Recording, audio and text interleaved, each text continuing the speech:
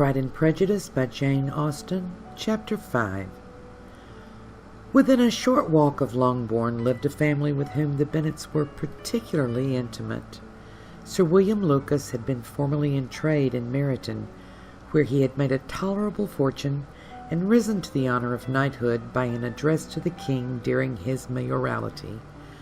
The distinction had perhaps been felt too strongly. It had given him a disgust to his business and to his residence in a small market town, and in quitting them both he had removed with his family to a house about a mile from Meryton, denominated from that period Lucas Lodge, where he could think with pleasure of his own importance, and, unshackled by business, occupy himself solely in being civil to all the world. For, though elated by his rank, it did not render him supercilious. On the contrary, he was all attention to everybody. By nature inoffensive, friendly, and obliging, his presentation at St. James's had made him courteous. Lady Lucas was a very good kind of woman, not too clever to be a valuable neighbor to Mrs. Bennet. They had several children, the eldest of them, a sensible, intelligent young woman, about 27, was Elizabeth's intimate friend. That the Miss Lucases and the Miss Bennets should meet to talk over a ball was absolutely necessary, and the morning after the assembly brought the former to Longbourn to hear and to communicate. "You began the evening well, Charlotte," said Miss Bennet with civil self-command to Miss Lucas. "You were Mr. Bingley's first choice." "Yes, but he seemed to like his second better." "Oh, you mean Jane, I suppose, because he danced with her twice. To be sure, that did seem as if he admired her. Indeed, I rather believe he did. I heard something about it, but I hardly know what. Something about Mr. Robinson?" "Perhaps you mean what I overheard between him and Mr. Robinson. Did not I mention it to you? Mr. Robinson's asking him how he liked our Meryton assemblies, and whether he did not think there were a great many pretty girls in the room, and which he thought the prettiest, and his answering immediately to the last question, 'Oh, the eldest Miss Bennet, beyond a doubt. There cannot be two opinions on that point.' Upon my word, well, that is very decided indeed. That does seem as if... But, however, it may all come to nothing, you know."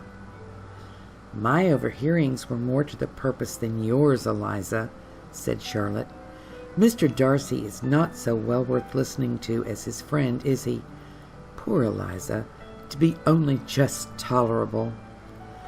I beg you would not put it into Lizzie's head to be vexed by his ill-treatment, for he is such a disagreeable man that it would be quite a misfortune to be liked by him.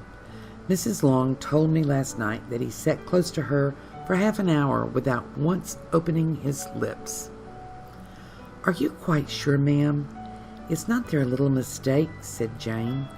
"I certainly saw Mr. Darcy speaking to her." "Aye, because she asked him at last how he liked Netherfield, and he could not help answering her, but she said he seemed quite angry at being spoke to." "Miss Bingley told me," said Jane, "that he never speaks much, unless among his intimate acquaintances. With them he is remarkably agreeable." "I do not believe a word of it, my dear. If he had been so very agreeable, he would have talked to Mrs. Long. But I can guess how it was. Everybody says that he is eat up with pride, and I dare say he had heard somehow that Mrs. Long does not keep a carriage, and had come to the ball in a hack chaise." "I do not mind his not talking to Mrs. Long," said Miss Lucas, "but I wish he had danced with Eliza." "Another time, Lizzie," said her mother. "I would not dance with him if I were you." "I believe, ma'am, I may safely promise you never to dance with him." "His pride," said Miss Lucas, "does not offend me so much as pride often does, because there is an excuse for it. One cannot wonder that so very fine a young man, with family, fortune, everything in his favor, should think highly of himself. If I may so express it, he he has a right to be proud." "That is very true," replied Elizabeth, "and I could easily forgive his pride if he had not mortified mine." "Pride," observed Mary, who piqued herself upon the solidity of her reflections, "is a very common failing, I believe.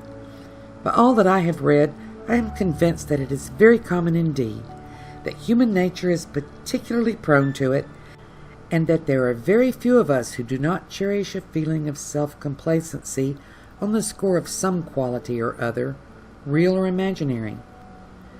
Vanity and pride are different things, though the words are often used synonymously. A person may be proud without being vain. Pride relates more to our opinion of ourselves, vanity to what we would have others think of us. "If I were as rich as Mr. Darcy," cried a young Lucas, who came with his sisters, "I should not care how proud I was. I would keep a pack of foxhounds and drink a bottle of wine a day."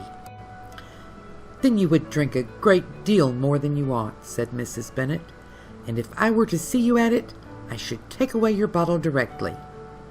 The boy protested that she should not. She continued to declare that she would, and the argument ended only with the visit.